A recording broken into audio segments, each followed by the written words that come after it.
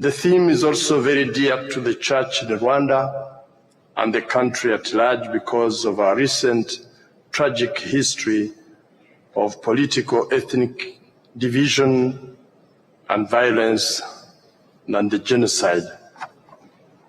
Dear brothers and sisters, it is providential that you chose to have this plenary of SECAM in Rwanda in this year when we are celebrating a double jubilee, because apart from the jubilee of the Universal Church of 2025 years of the redemption of humanity, in Rwanda we are also celebrating the jubilee of 125 years of the arrival of the gospel.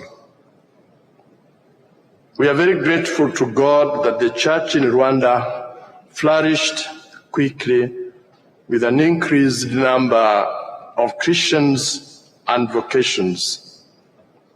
After 17 years of evangelization, we had two first Rwandan priests. 17 years of evangelization, having priests, is a record in the history of evangelization. We had the first religious sister after 19 years of evangelization. We have 9 dioceses and 1 ecclesiastical province.